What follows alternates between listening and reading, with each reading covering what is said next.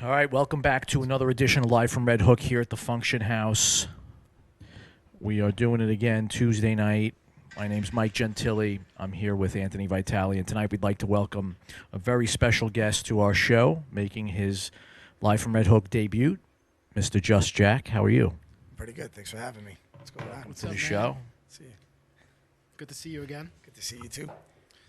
So what's going on, man? I haven't seen you in a while. Yeah, it's been a minute. It's been about maybe 4 years, music conference. Probably, yeah. You just got back, right? I did just get back. How yeah. was it? I heard a lot of mixed reviews about music conference this year. I mean, going every year and seeing it go from the beginning to peaks to what it is now, I feel like it's getting back to industry, which I like a lot more than it being like a spring break fest type of thing.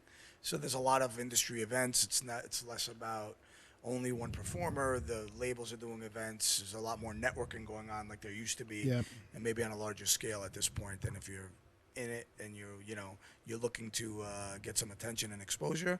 If you play your cards right in the in the scene, you can So one thing I heard new, like they have like a conference now where you can go and like try out equipment and they introduce an equipment and stuff like that. I never went to that when I was in a music conference. I think Pioneer had something set up separately, which there's one guy this guy Lars that always Yep. does we that know everywhere Lars. we go, yeah.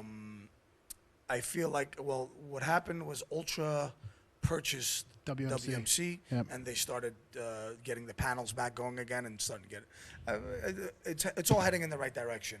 I feel like the scene's like starting to be taken seriously again now, and it's not I mean, obviously there's your Marshmallows and Dead Mouses and things like that you Yeah. know capitalizing, but the real industry's alive and kicking and getting a little better. So what DJs did you see that were different this year? I mean, there's your real standards of good music. The Marco Carolla, Claptone, the Elro event was great. There was a lot of cool stuff to see. Yeah. Awesome. Anything else that stuck out to me? A lot of the label events were really cool. I like the way they curated and like Spin and Deep did the thing one day. Armada, which is one of my label partners, did like a huge event.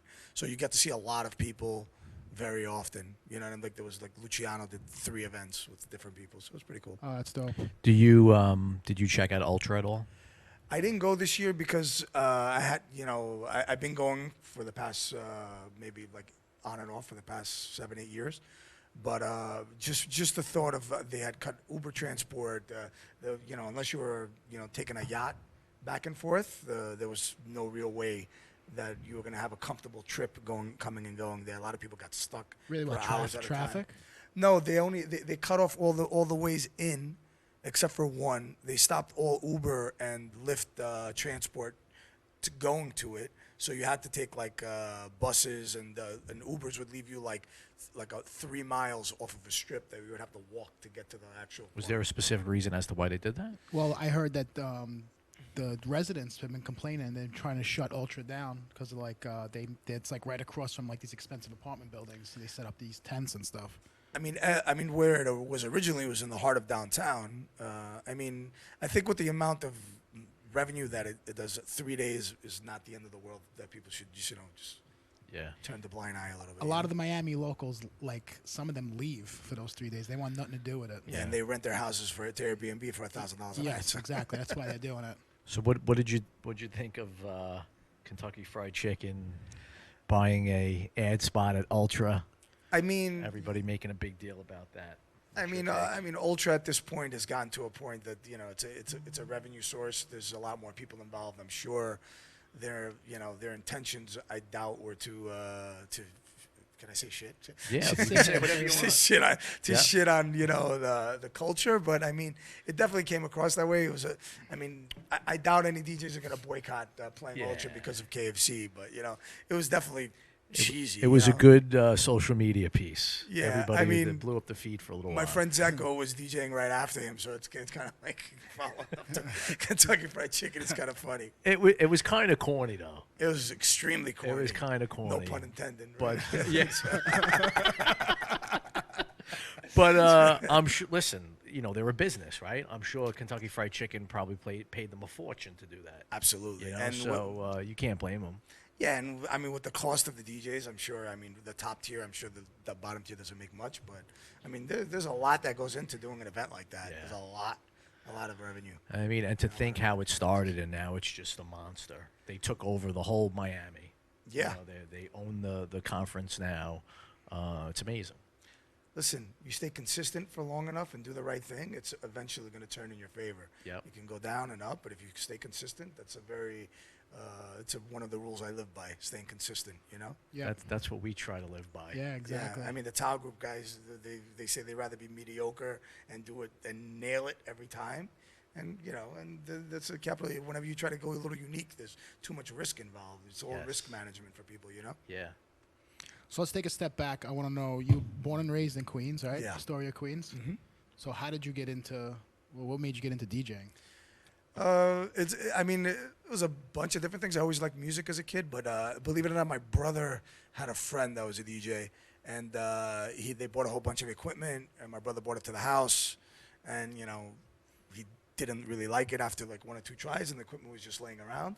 So I started learning how to plug everything in. I bought a couple records, and I actually caught my first beat to a freestyle record, which is kind of funny. But you know, I learned how to time something correctly to sync it. I mean, obviously I didn't sync it fully, but then my brain clicked once I was able to match both of them. What was that feeling like when you discovered how to mix to a beat? mix. How to That match beats? it was amazing. It was like I'm addicted. I was like, all right, that's it. I spent like every single penny every week going buying records. I mean, to this generation, I'm sure it's a lackluster appreciation for something Right. like that. But I Great spent feeling, yes. hours and hours and days, and I learned how to be technical and learn. I can hook up a sound system. I did my own sound system at all my places. Everywhere I go. I guess it's an advantage because a lot of these kids that come and play out, they don't know how to hook anything up. They just they have a fucking laptop and they just I still have a hard time hooking shit up. Oh, do you? And they're just like, I need USB, I need this, I need that. It just turns into if you can't know what you're doing, what the functionality of what you're doing, maybe you shouldn't be doing it. I feel like as well. Yeah, I mean, well, it's funny because it's years ago. I mean, people took pride in learning how to hook up equipment and set equipment up. But you also had a lot of people back in the day too that knew nothing about Absolutely. how to and it's really a simple concept of in out in out in out. Well, for them it was in out too because they wanted to get laid. They Yeah. had to get in out in out. Definitely true. So Queens had a ton of amazing DJs that came out of Queens. Is there anybody that inspired you from Queens?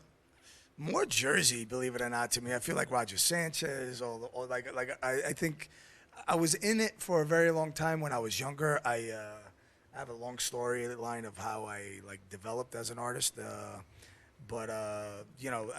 got re-inspired as I got a little older by Roger Sanchez and just his unbelievable technicality on how he plays records and how he does what he does, and it really made me just jump right back in, and that's how when I started my Jus Jack project and started moving forward with a lot of the stuff that I was doing. He was a major inspiration. So you worked with a bunch of labels, a bunch of DJs, one being Tiesto. Yeah. You worked on tracks with him. What was that like? How did that even happen?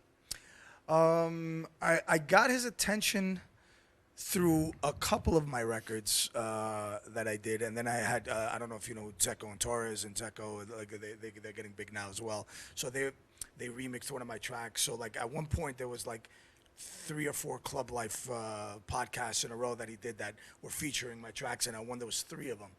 And then he just started following me on Twitter when Twitter was a little bit more relevant. Yep. I mean, it still is, but not as a form of communication.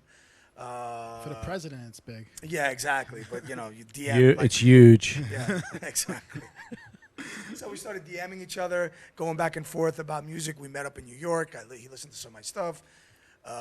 We went through this whole big thing that we were supposed to, before he started collabing with everybody, we were actually going to do one of his first collabs together on his label. And he held it tight for 6-7 months, don't tell anybody. And he started playing it out, getting reactions. And we're about to put it out on Musical Freedom together on his label.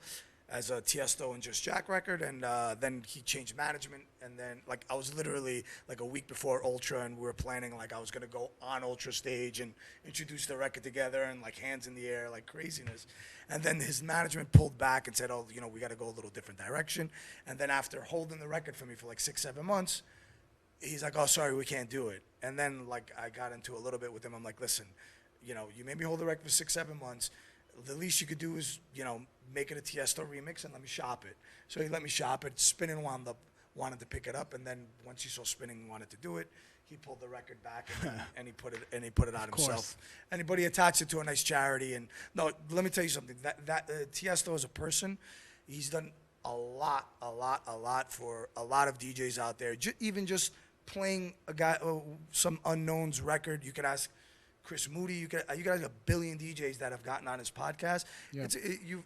He's done a lot of things for a lot of people. He's brought a lot of people up, and he's helped a lot of people throughout his time. He's definitely not a selfish guy. I mean, obviously there's something in it for him, and you know he likes being surrounded by youth to help him, evolve and keep going.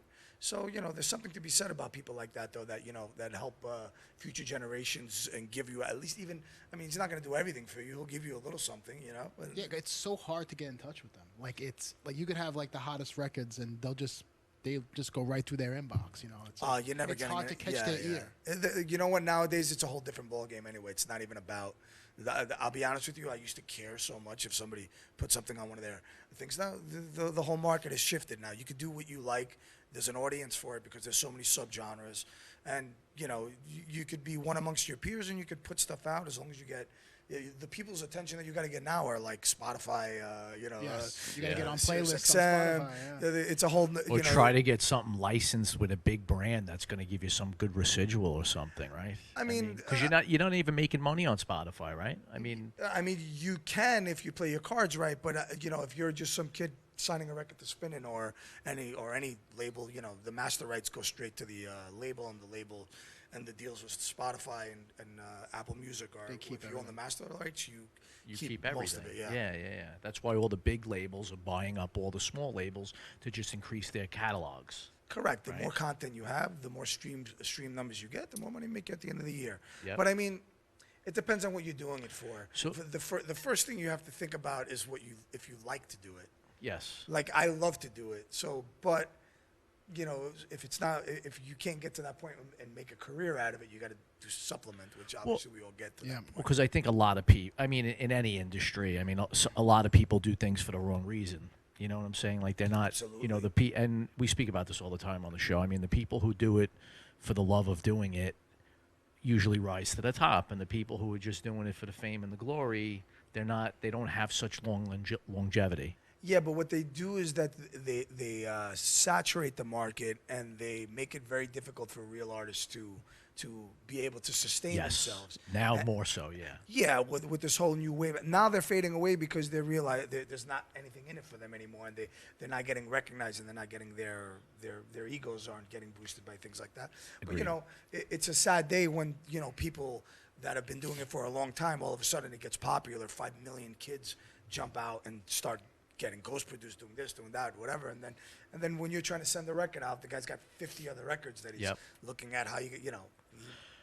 You're 100% right. I mean, I feel like there is a, you know, you have like the legendary guys like the Little Louis Vegas and the Kenny Dopes and the Todd Terrys that they're living off of everything that they've done for the house music scene, right? So they're still getting booked. And then you have a wave of guys who sort of came after them, and I don't want to name any names, that really played a big part in, say, the music scene that can't even survive now. No, because they can't. Because, I mean, it's like any other business, I guess you would call it. Like if you have to evolve. If you don't evolve and you're stuck, like the guys that are still doing progressive house right now, you know, it's melodic music. You can do melodic music that, you know, and change with culture and times. It's like wearing freaking a pair of jeans. I don't know, cheesy jeans. What are those? Baggy jeans? Yeah, not even. Baggy jeans, It's like wearing jeans out of style and just continue to wear them because you still like it. Yeah. Wearing jeans from the Gap or Aeropostale. Oh, right? Gap got cool jeans. You know, what do you call the ones with the horseshoe in the back? True Religion. Is that Oh it? yeah. True Religion. Yeah. We're in Italian. I so Start had wearing an Avrex jacket. I had those on yesterday. No, True Religions are terrible. there you go. They, But at uh, one point, they were they the were the Tiesto shit, yeah. of jeans. They were, yeah. But now they faded pretty quick though. Yeah. They did. Tiesto It's just- didn't, for sure. So, Dim Mak, Armada, all these record labels that you've released stuff on, how come you never opened up your own label? I've been thinking about it, and now I'm taking it a lot more seriously. It's a very intricate plan that you have to develop doing this, and you gotta like have the right people around you, the right team around you, the right promotion around you, the right relationships, and you have to be able to know how to utilize them. I've had a ton of relationships in my life. A lot of my backstepping is that I don't know how to utilize them without coming off like I'm being advantageous or something when Yeah. I'm really not. It's just, I guess, maybe that New York accent of mine or whatever it is. Yeah. I think it rubs off a little bit of the wrong way. But, you know, I think right now is my time to move forward and start my own label right now and get started. I'm planning it. I'm not 100%. I'm 90% that I'm doing it. I made my logo, so Oh, that's a start. That's a it's start. And, Now you have to and get I've the made my Instagram. phone calls. So like I think I'm ready to do it. Now you have to get the Instagram, the Facebook, the Correct. Twitter names, and that's it. You're Yeah, set. that's it. And then I gotta hire somebody to do That's to, right. to engage people. Which is more on this important than the fucking music shit. you're Yeah. putting out, right? Yeah. Exactly. Yeah, everything. Yeah, right now everything's so disposable. It's hysterical. So you put out a bunch of stuff. What was the one record you'd say that defines you? Man, believe it or not, it's like I've done 2-3 records with Tiesto. I've done a million records. I actually did a record when I first started out. Maybe not defines me, but like made me realize that I had the potential to do things. Okay. And it was like my first record I ever made. I went to every distributor out there. That's what you had to do back then. You had to get a distributor that would distribute it out to all the record shops. So instead of I couldn't find a distributor that would take the record, and I was just frustrated about it. And I'm like, you know what? I'm gonna take a chance. I'm gonna invest in myself. And I went and I pressed I think 1,500 copies of it. I went to every record shop I shopped in. What New did York. that cost you, by the way, at the time? I think it was like $3 a record or something like that. So it cost me like whatever, 1,500. It cost me 45 $5 grand. 500 Yeah. bucks. Yeah, $5 grand. It was for a 20-year-old kid, 19-year-old kid. It was a lot of money. Yeah, of course. Yeah. It might have been 18. So I pressed the records. I went to 8-Ball. I went to Decadence. I went to every single record label that I knew. I gave them a stack. I put it up. The guy put it on a good wall for me. And then like I'm at Sound Factory and Junior Sanchez is playing. Junior Vasquez is Vasquez. playing, and I hear my record, and I'm like, holy shit! I can't believe this guy's playing my record that I made, you know, like in my basement, and I went and pressed it, and like I ran out of the back of my trunk and started sticking the records in record shops. So that record wound up going like on like, you know, they had like a chart at 8-Ball Records, and it was like the #1 record on 8-Ball's shop, which to me as a that had young to feel budding- yeah, unbelievable. that was probably more important to me growing up and to help me aspire to be somebody and to top of the I made my money back on the records. What- I didn't make any money, but I made my money back. What year was this? Shit, like 94, 95. Okay, something like that. yeah. I'm 44, so What equipment did you make the record on? What were you using back then? I was using Cubase. I used a Yamaha CS2X keyboard and a Korg Infinity Pro. That was or Plus. I think I had the smaller one. Those are my weapons of choice. At the time, I think Cubase was kind of a popular one. Very popular. At yeah. that in around '94, a lot of people were using that. Before, yeah, because that was when I was using PC back then. So it was. Yep. It was, And Logic was still, you know, pretty tough. It was pretty intricate at the time, and yeah. and then- very expensive. Yeah, and then the Pro Tools was like nowhere near my range of. Yeah. Yep.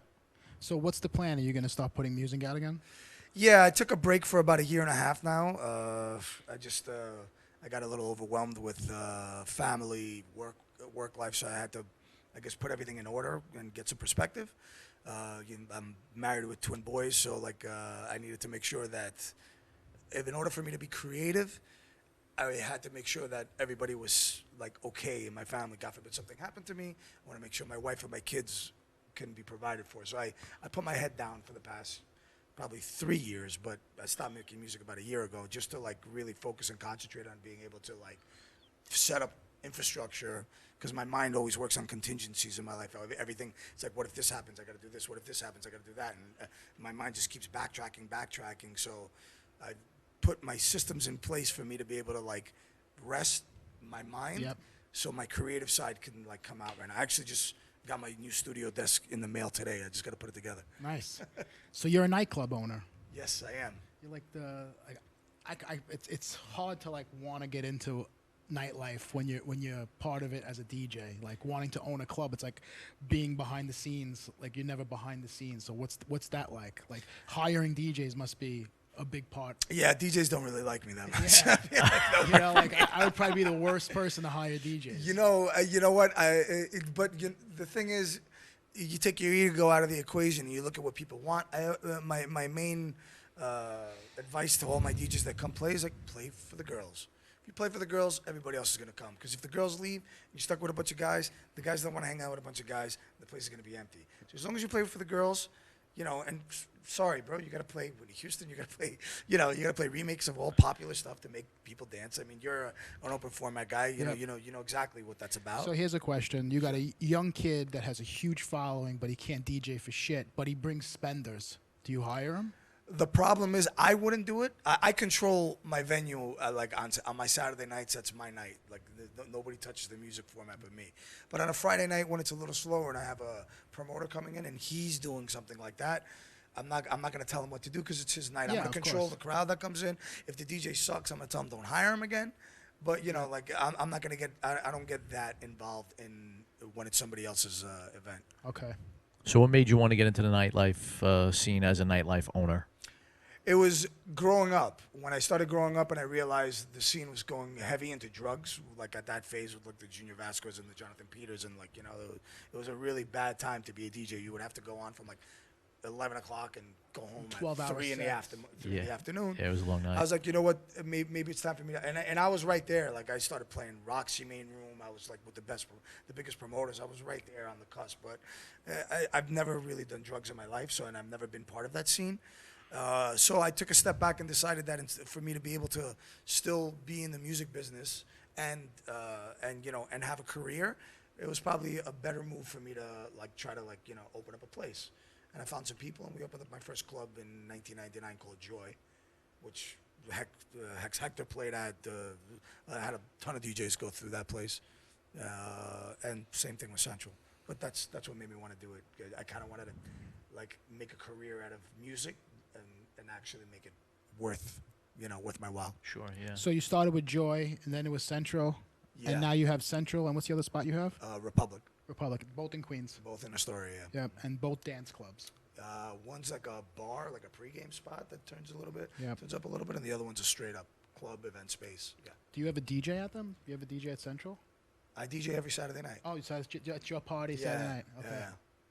That's awesome. So Central's been around for a while now. How many years? They have a great 16 years, going on 17. Yeah. That's like unheard of in nightlife. It is, but if you let people give you their money and you don't take their money, you'll be in business for a long time. run. Yep. That's good. That's Starting to get unbelievable. old and wise, right? You got the Greek community on lock in Astoria. Yeah. Well, Central, do you have a predominantly Greek crowd in there? Yeah, I'm Greek, so yeah. I mean, it's actually, I don't know. It's weird. I take a step back and I think about like our culture and like keeping people tied in together, and the place for 16 years plus my other places.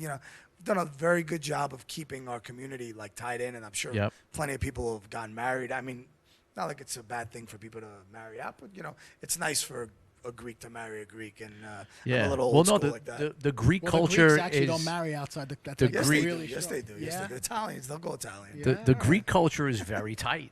You guys are are very very tight. tight. Yeah, So yeah. I think that also helps.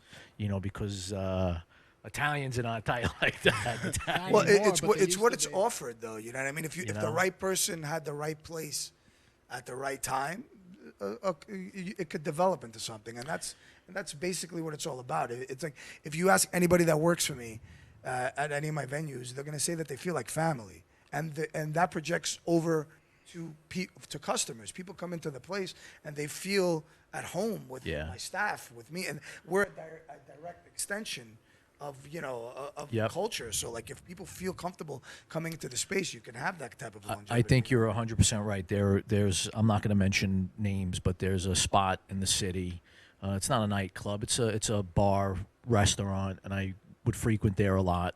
And they're a hospitality group. They own a few places, and the staff is so nice in their places. Yeah. You know, you go in there, they get to know your name. You know, they treat you with the utmost respect. They take care of you, and that goes a long way. You know, like when you walk into a place and the person who's working there knows your name, you're immediately going to go back there. Yeah, Because absolutely. you feel like they're recognizing you, they're paying attention to you, Yep. and I think that hospitality really helps a business grow. And it's not fake in our venue. Like everybody sincerely cares about each other. Like I like if somebody says something to one of my bartenders, and I don't like it, I'm gonna throw the guy out. I'm not gonna say the customer's not always right when somebody's doing the right thing and people are rude. So like you have to stick up for your people. Obviously, we filter out a lot of people that come through the place that aren't our type of people Clientele, that yeah. don't have that type of feel to them. So sometimes it works for a long period of time. Sometimes you'll get a dry spell where there's things just aren't clicking. Yep. You just got to shift, move, and make sure that our ethos is always and translated over. So do you have a door policy? Like, is there like a dress code? Like, how does it work? I mean, Because not many places have a dress code anymore. we do have a dress code. I mean, if it's regulars, we're obviously a lot more lenient with it. Yep. I have I have a partner who's my cousin there, and he handles a lot of the front end stuff too. So we have the same type of thought process on what things are Yep. supposed to be like. So it leaves me a little clear-headed when I'm DJing and watching what's going on in the room, and then he'll be at the front making sure that the tables are set, people are right, everything's set up. So he's a very big part of the equation as well. Do you do private events at Central? Ton of them. Yeah. Ton of them. Yeah, we have a private event space. We have an outdoor area. It's a big venue. I think we're at almost 10,000 square feet between Yeah. all of it. Nice. I've been there. I haven't been there in a very long time, but I've been And there. then now you have a reason to come back. All right. I've never been there. Really? No? No, but I'm gonna come now. I'll put you on to DJ. Yeah. There you go. There was a period I'll where I give you a was hitting the strip. I'll bring a spender.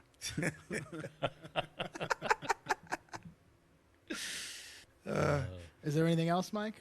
No. I think we've nailed it all. Is there anything else you'd like to talk about? No, I think I poured my heart out. Unless you want to talk about my inner feelings. We can- That's our other show. Well, thanks for coming down. We're looking forward to hearing you play, man. I appreciate it. We're gonna take a 2-minute break. We'll get Jack up on the set. Peace. Peace. See you guys in 2 minutes.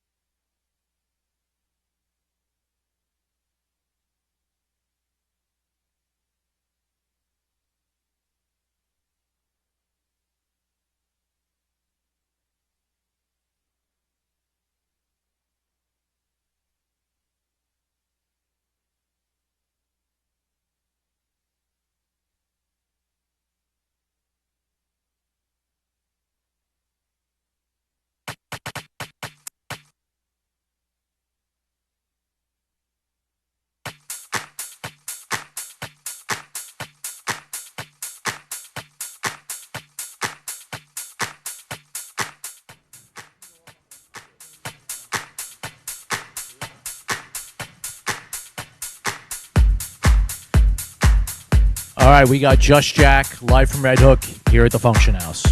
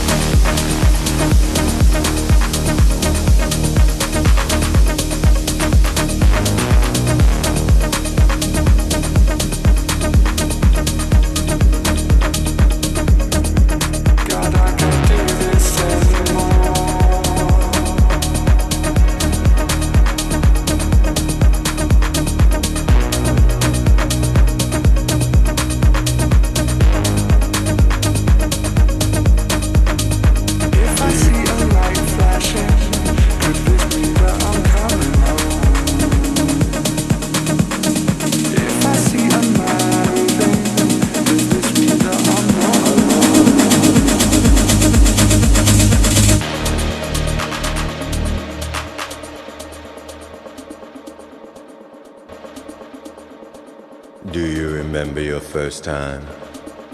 There's a first time for everything you know. Your first crush, your first kiss, the first time you fell in love. Yeah, the first time you made love. Think about it.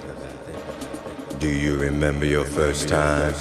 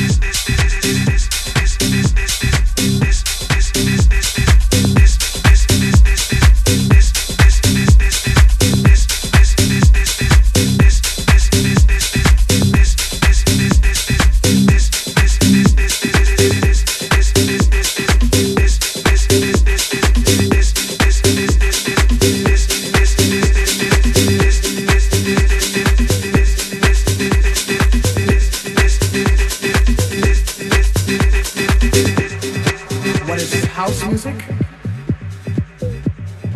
a unique form of music that gives complete freedom of expression. It's not with a continual form of just something that you do continually, but it's just something that it's real simple, and it just deals with anybody can understand it. My definition of house music is what comes from the soul. Is what comes from the soul. Is what comes from the soul. And they may call it house because it's not a serious production or it has to be planned. It's just how you feel. When you want to say something, you just say it.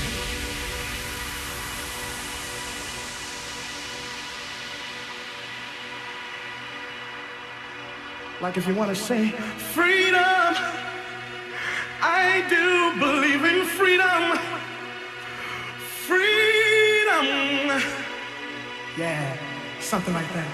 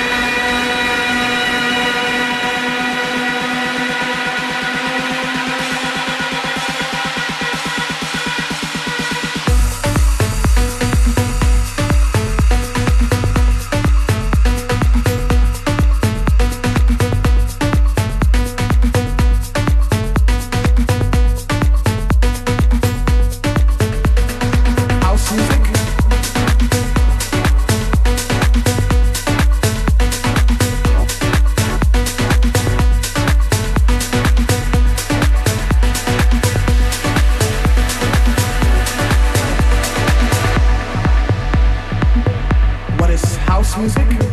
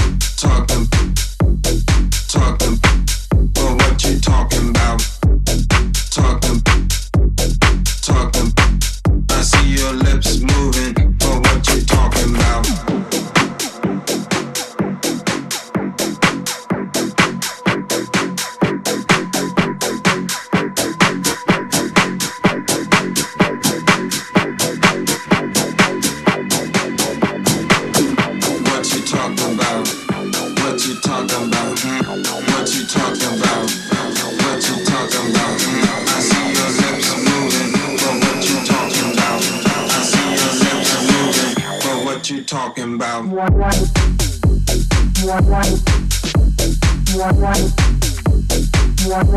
you talking about? I see your lips moving. Oh, what you talking about? Oh,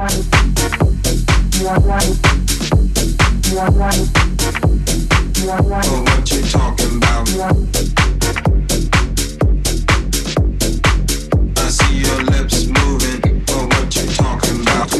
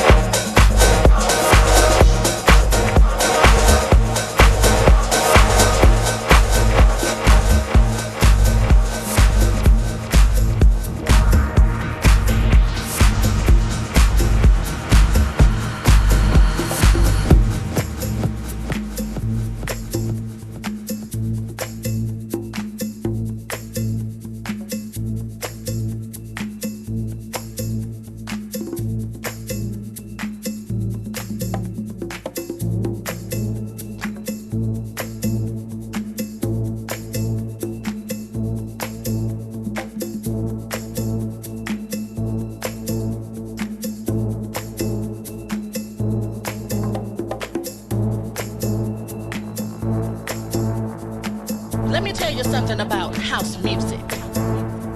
It's not just a groove. House is a feeling. And when you feel it, you will understand that house music is freedom. Freedom to be who you want to be.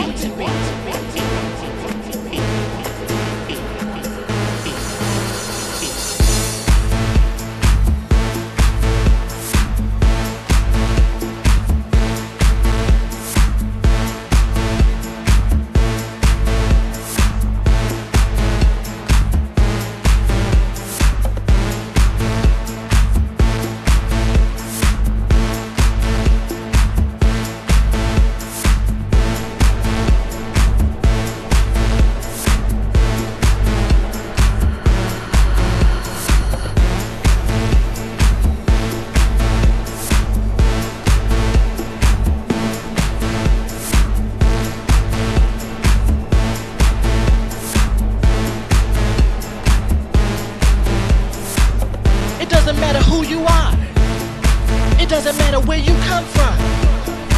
For in my house, we are all free. One nation, God's children, coming together in the spirit of house.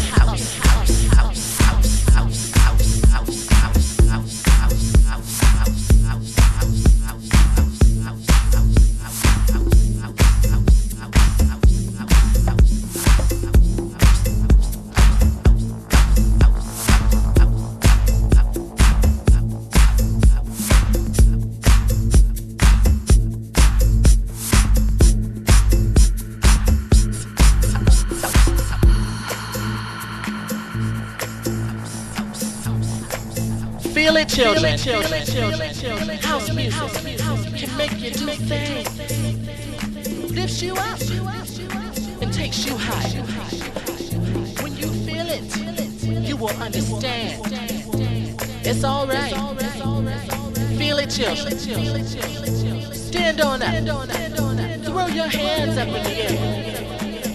Set your body free. Let the music take you high. When you feel it, you will understand. The house music is freedom. Freedom to feel love, to make love, to share love. Children, come together in the spirit of house.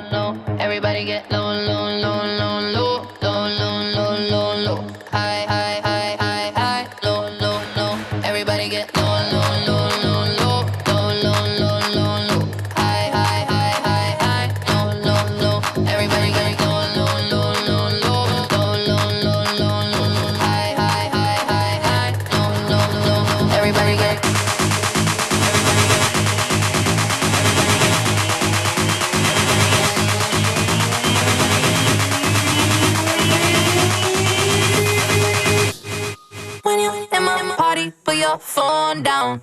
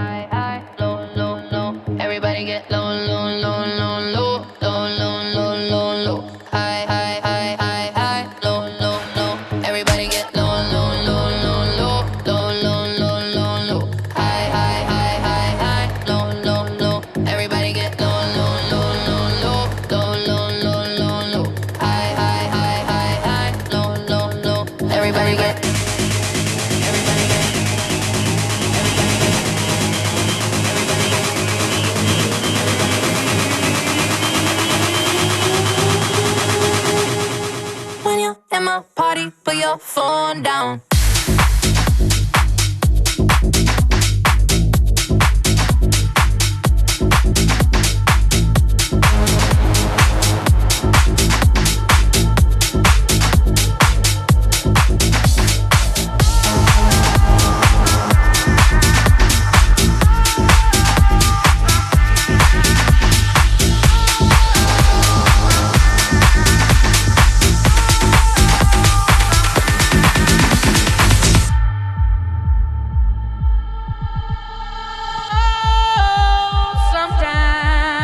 Get a good feeling, yeah.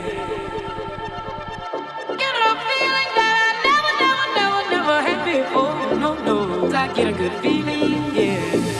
Oh, sometimes I get a good feeling, yeah.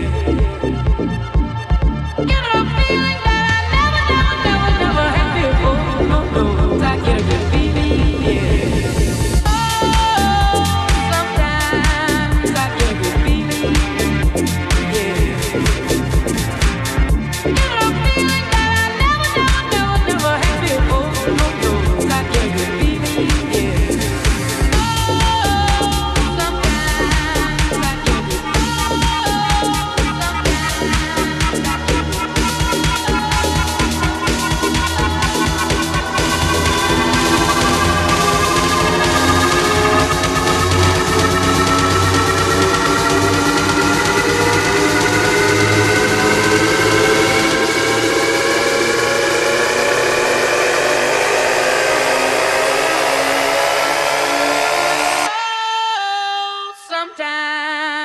Get a good beat.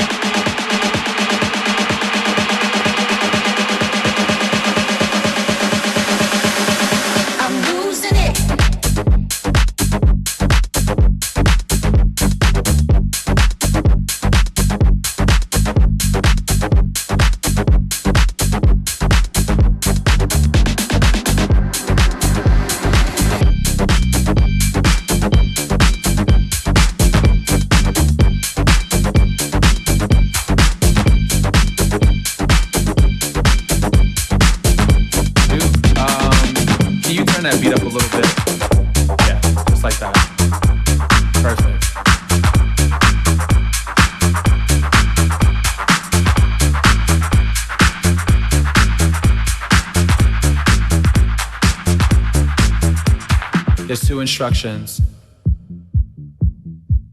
I need you to follow.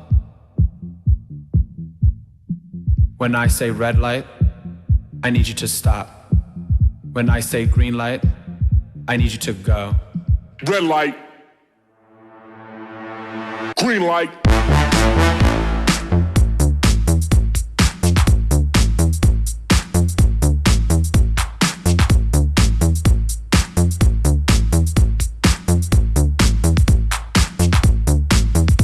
Now when the strobe light hits, I want you to move like this. Now when the strobe light hits, I want you to move like this. Hit the strobe. Hit the strobe. Hit the strobe. Hit the strobe. Hit the strobe. Hit the strobe.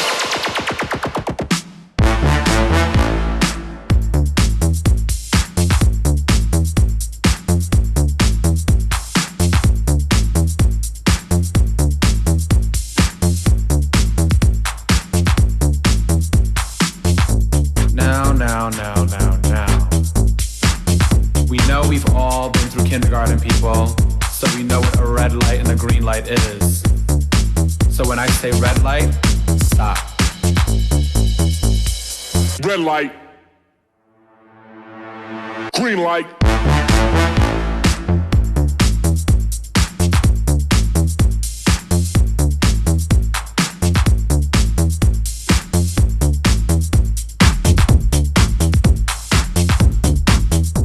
Now when the strobe light hits, I want you to move like this.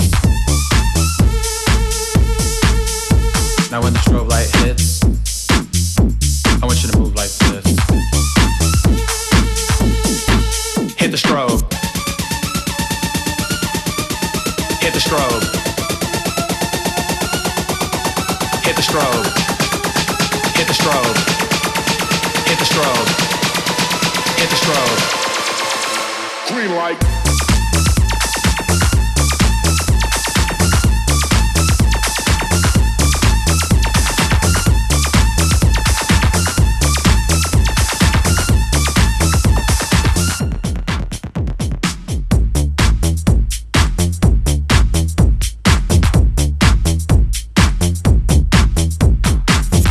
Yeah, just like that.